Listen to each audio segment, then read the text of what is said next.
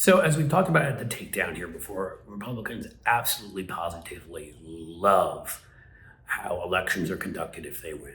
If they lose, it somehow must be rigged. There must be something wrong with it.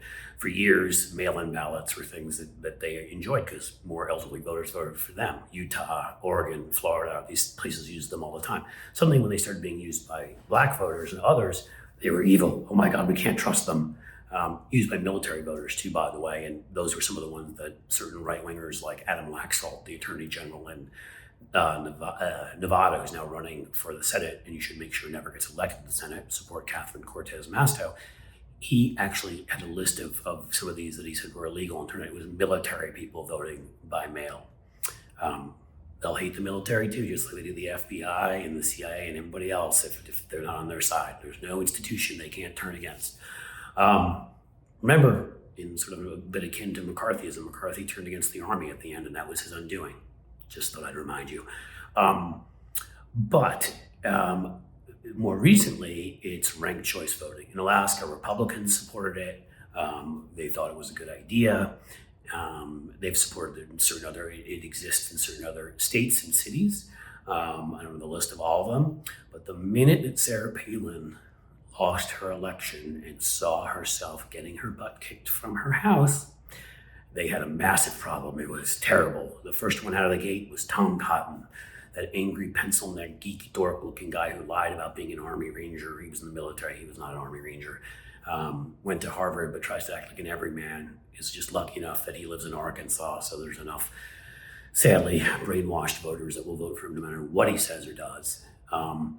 And he was the first out. There are some others that did it too. But of course, you had to know that Sarah Palin was going to whine and scream and complain and pull Sarah Palin in Sarah Palin's Alaska. I mean, she didn't assault her husband or ex-husband Todd this time, so I suppose that's a step up. Hey, baby steps. Let's see what Sarah Palin had to say. Ranked choice voting was sold as a way to make elections better reflect the will of the people. As Alaskan America now sees, the exact opposite is true. The people of Alaska do not want destructive Democrat agenda. There they go. Democratic agenda, by the way, when they complain about all the name calling, they literally refuse to say the name of the Democratic Party correctly because that's how petty they are. And rule our land and our lives, blah, blah, blah. Someone's experimented with a new, crazy, convoluted, confusing, let's try that again, crazy, convoluted, confusing ranked choice voting system. This is somebody who got confused when she was asked which newspapers she read. She was confused when she was asked about Africa. She thought it was the country of Africa. So it may not be as confusing to people that have firing neurons as it is to Sarah Palin. Just worth kind of mentioning. Though we're disappointing the outcome, Alaskans know I'm the last one who'll ever retreat. Point of order. She's most famous for the fact that after she lost the vice presidency, she literally quit being governor of Alaska in the middle, 2 years through, with some made up excuse because reality TV came knocking, was offering her all sorts of money. Fox News was offering her a contributorship, and all she's ever been about is lining her pockets and getting fame and power, which is why she fits so well into the current Republican Party. The last one will ever retreat. You literally are the one that jumps out of the foxhole first if you see a dollar bill hanging from a tree, like 100 feet away. Okay. Instead, what's she going to do? I'm going to reload. Good. When a time when people are being shot, use all the gun metaphors. That's terrific. That's like her too, who way back when literally put rifle sights on people she was going to help take out in congressional races right after Gabby Giffords was shot. I'm optimistic people will learn this is a mistake, blah, blah, blah. I'm forever grateful for the opportunity to run for office in my home state. No, she's not. That's why she quit last time. She's completely irrelevant. She's gotten divorced because she's abusive, and even her husband, Todd, who she liked to talk about way back when, has left her. She's got the abstinent kids that keep having babies. Abstinence apparently doesn't work. Truck, whoever keeps getting in trouble. Like, she's got nothing at this point, nothing. She lived in Arizona for a while. She only went back to Alaska to run for this office.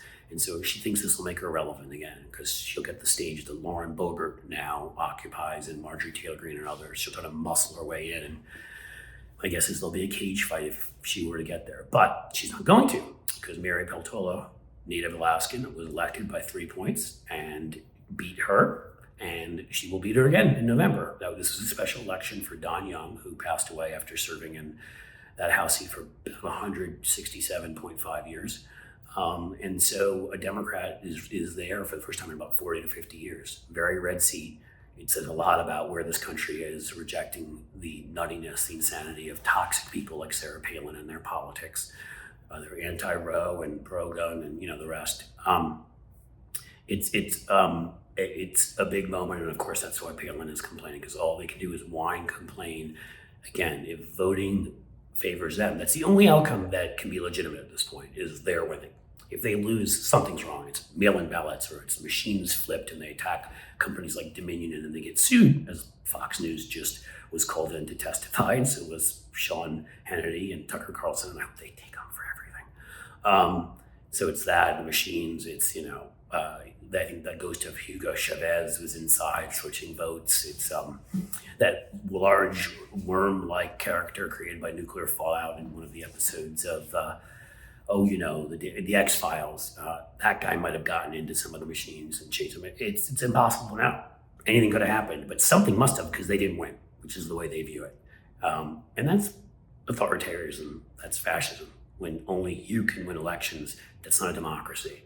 So let Sarah Palin whine and complain. Let's defeat her arse again in November and just wash all of these morons and greed heads and corrupt losers out of office so that we can have our democracy back.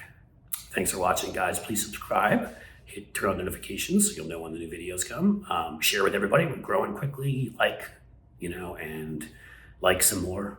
Like again, and comment, and thanks for being here.